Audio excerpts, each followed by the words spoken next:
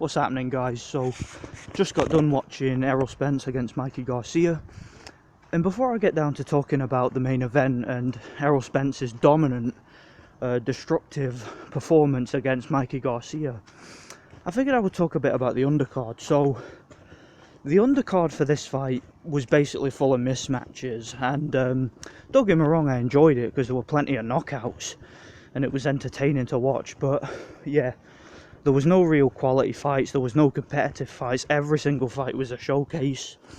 You know, you had the Chris Arreola fight, the heavyweight one, and in that fight it looked competitive going into it, you know, on paper, because you had a guy who was 17-0 with one draw, you know, undefeated, taking on Chris Arreola, who has definitely seen better days. And I just felt that it would have been an interesting one going into it, but it turned out to be very one-sided. I mean, as soon as Chris Arreola landed a flush jab, the guy's legs went from under him, and yeah, you know, he had no chin. Clearly, it was like David Price in there, man. As soon as a good solid jab landed, you knew it was only a matter of time before he was going to get taken out. So yeah, that was a very, you know, quick finish.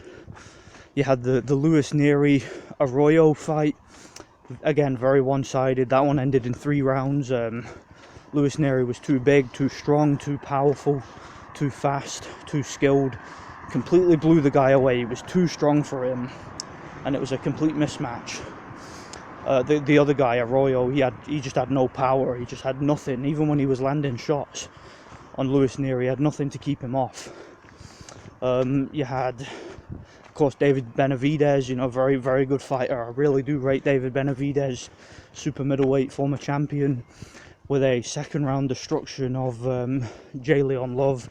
Don't really rate J. Leon Love. He's a pretty useless domestic level American fighter. Had nothing. You know, I actually said watching the fight, within the first like 30 seconds, I was like, this fight's going to be over soon. He's going to take him out. You know, he's going to take him out quickly. I knew it right away. You know, when you've been watching boxing, you know, so us fans do pick up on these things. When you see a guy like David Benavides, and he's got an opponent who has his hands down and who's trying to shoulder roll and stuff like that, you just know it's not going to end well for the other guy. And yeah, it ended it pretty quickly in the second round. Lawrence Cole stopped the fight, and rightfully so. Yeah, mismatch. As for the main event, very, very impressive technical display from Errol Spence. Completely outboxed, schooled, dominated, and humiliated Mikey Garcia. Errol Spence has definitely made improvements. You know, he's definitely a lot more sharp than he used to be. I think he's improved his defense. He was keeping the fight long. He was working the jab, you know, throwing, you know, double and triple jabs. He was looking to set up the straight left hand, which he was able to land on Garcia consistently throughout the match. Throughout the fight, he was able to land body shots, particularly with the left uppercut. Garcia wasn't reacting well to the body shots. Showed a decent chin. He was able to take punches to the head, but I thought that to the body, Mikey was on the run every time he got hit to the body, so that was telling. I was disappointed in Mikey's performance overall. I felt that, if I'm being honest, it seemed to me like he was there for the money. It seemed to me like he was trying to survive, and it seemed to me like he was on the run, if I'm being honest. You know, he was doing that thing that fighters do, which I really don't like. You know, when a fighter knows that they're losing, and then after the round, they'll put their hand up and salute the crowd as if to say, yeah, I won that round, as if to try and convince the crowd that they think they're winning in their own head.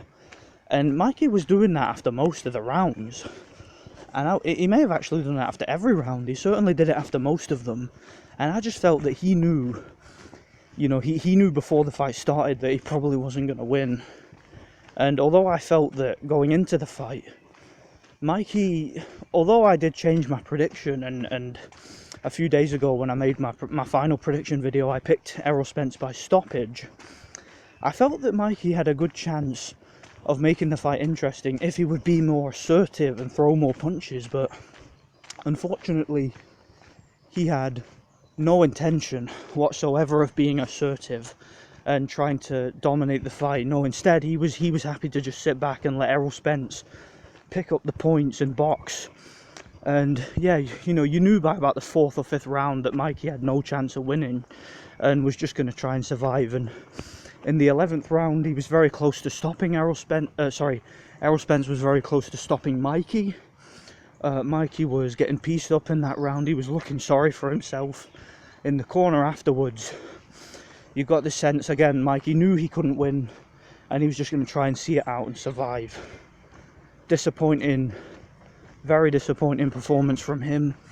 And Errol Spence won the fight convincingly, won the fight easily. It turned out to be one of his easiest fights, because although he didn't get the stoppage, he didn't really have to work that hard for this victory, because Mikey really gave him nothing. So overall, it wasn't a great card. All the fights were one-sided. There were no competitive fights whatsoever. And yeah, at the end of the day, don't get me wrong, like I said, I enjoyed it. You know, it's boxing. I always enjoy watching boxing, but I felt that, you know, the boxing in the main event from Spence was impressive, but it turned out to be a showcase. That's what it turned out to be. And I was wrong. Mikey made it the distance. I thought in my final prediction, I thought that in the later round Spence was going to get the stoppage, but I didn't expect Mikey to be so negative. I didn't expect him to spoil the way he did. But you know, he took his beating, he got through the fight. You know, it is what it is. At least he didn't end up on his back. So yeah, he got through. I suppose it's a moral victory for him. As for Spence, he wants to fight Manny Pacquiao, he said. Yeah, why not? Why not? Manny Pacquiao is obviously 40 years old, he's past his prime, but I would watch that fight, you know. I'd love to see that fight. You know, Manny's a great fighter. I mean, it's definitely a way better fighter than Mikey Garcia. Manny, even at 40 years old, will put up a better fight than Mikey did. You can bet that. You know Manny will not lay down and will not capitulate and just stay on the outside and allow Errol to pick up the points. Manny will try and get inside, and he'll try and work the body, and he'll try and use his speed, and he'll try and use his athleticism to win the fight. And yeah, it's a fight I would be interested in seeing. Spence against Manny, why not? You know, let's get that one on. As for Garcia, he can retire for all I care. It was a poor performance from him. Do I want to see him fight Lomachenko after that? If I'm being honest, no. If I'm being honest, no, I don't really see the point. I just, if he's gonna perform like that against Errol, and I know there's a difference there, because obviously Errol's a bigger guy, he's a much bigger puncher than Loma, much stronger physically, much taller, longer arms, but you know, Loma's a much more skilled boxer than Errol, you know, much quicker too, so maybe Mikey would do the same. I think he's shown a lack of heart and a lack of ambition, to be honest, so I wouldn't mind seeing Mikey retire, to be honest. As for Errol, you know, some great fights for him. He did insult Sean Porter afterwards. I think he said something about Sean Porter not wanting to face him. That's a good fight too. I'd like to see that one. Porter is past his prime, but then again, so is Pacquiao. So, yes, there are fights out there. There's Terence Crawford. Spence has avoided Terence Crawford up until this point, but I'd like to see the fight now. Maybe the Mikey victory might give him a bit more confidence in himself. Yeah, that's pretty much my thoughts on it. Let me know what you guys think. Thanks for watching, and God bless.